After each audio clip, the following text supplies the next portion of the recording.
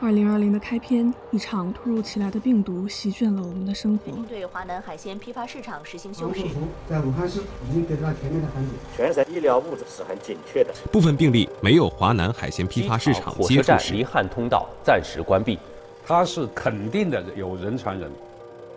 湖北井喷市爆发的疫情，让正在一线抗疫的医院医疗物资瞬间告急。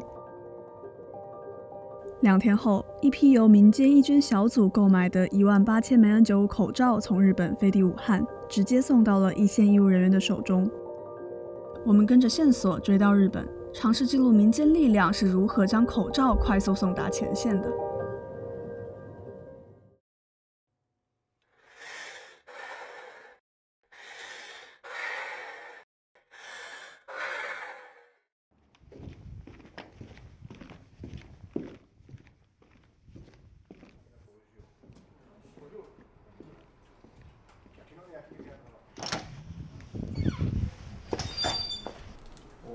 いただきます。OK。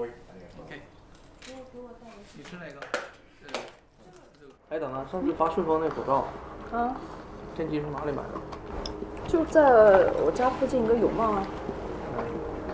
我还买了不少。买了有5箱。我们一开始买，其实那边还有很多，但我们第2天再去的时候全没了。我今天也看新闻，就是说马月是义捐小组的成员之一，他发动了公司的同事一起参与了这次活动。第一批主要采购的是 BMC 的口罩，我一次只采购80%，他得在库，留20%给日本人，因为花粉症来了。第2批是1月27号开始联络工厂进行采购。在线下门店和线上网站口罩现货都售空的情况下，义捐小组决定直接联络工厂进行采购。负责找工厂资源的是曾经在中国生活了10多年的日本人三浦先生。三浦先生的妻子是广东人。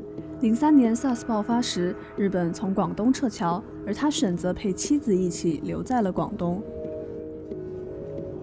我寄了很多货给亲戚啊，因为一家人嘛，这么多朋友，这么正巧，我在那边10几年，朋友多了，比较担心。他那个很多人比较担心那个奥运会开不了，每个人这样说的。您自己担心吗？我没有担心，我是担心中国，比较担心武汉啊，他们都很可怜的，无辜的，是吧？很想那个寄过去中国嘛，有人需要这个口罩，我已经打了很多家那个工厂，但是我找不到，没有能力了。很多人买回后卖很贵，买过去中国那边，但是不应该这样讲这个东西。三浦先生今天要去拜访一位医生朋友，他想通过这位医生朋友跟口罩工厂下订单。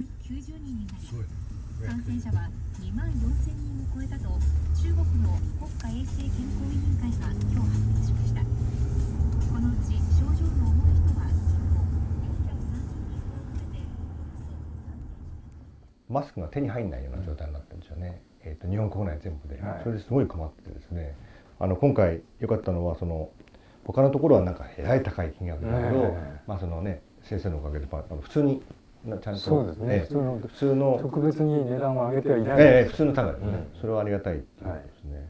今回やっぱりどんどん拡大してるからですね。できるだけそのレベルが高いっていう。それにやっぱり病院で足らないっていう。でしょうね。いや今回本当ありがとうございます。すいません、ありがとうございます。もっと早く情報をあげてくれたね。本当に申し訳ない。もっと早く情報をあげてくれた。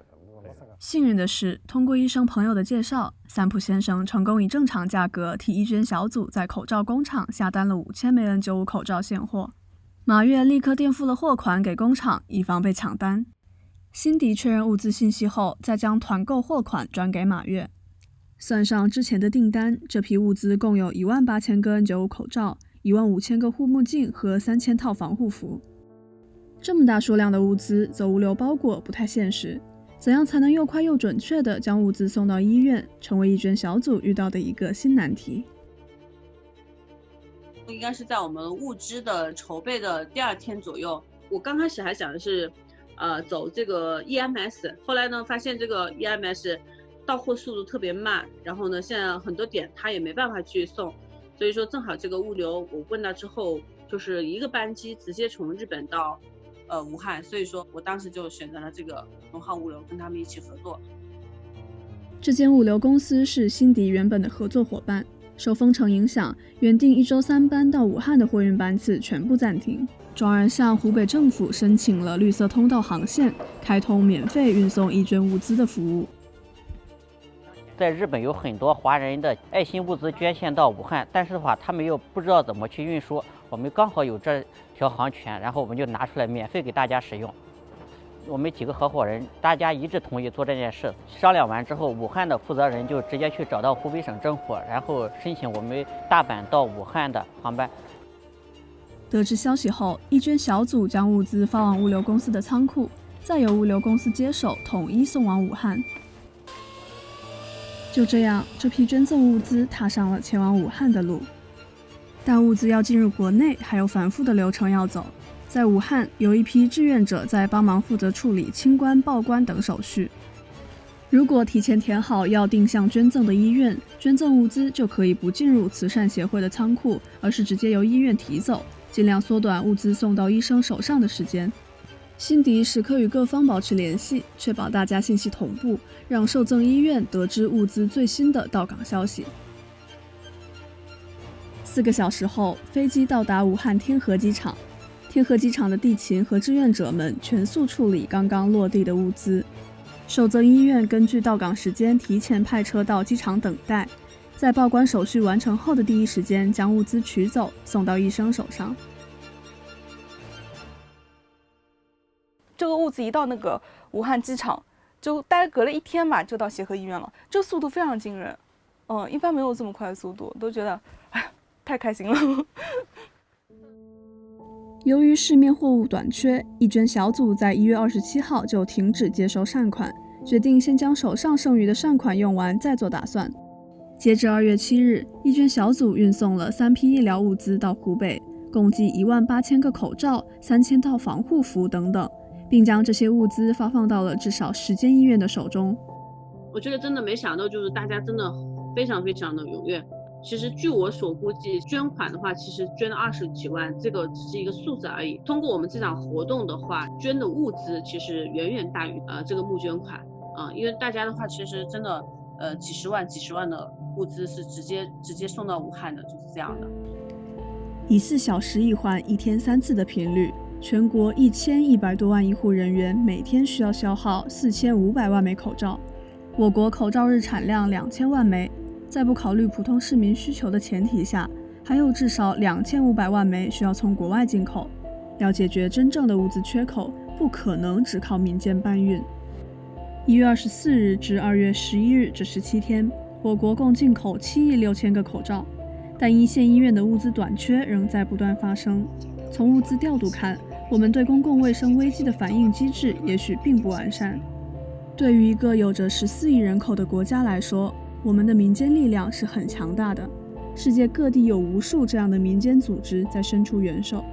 但是，这么大的人口基数也意味着，任何的公共卫生危机都有可能在这里发展成一场灾难，就跟这一次一样。在这样不透明、不完善的应对机制下，当下次危机再次出现时，怎样阻止它发展成灾难？如果灾难无法避免，怎样在灾难中减少伤害？是我作为一个普通人在经历这次疫情后的发问。谢谢你看到这里。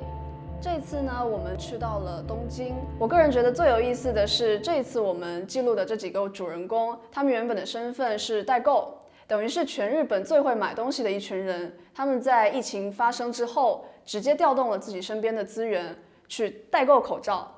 但是在我们结束拍摄到现在的10多天里面，两国的疫情状况都发生了一些变化。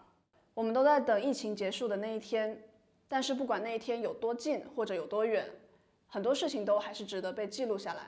这支片子是这次疫情特别企划系列的第1支，除了东京之外，我们还在浙江和上海记录了另外2个故事。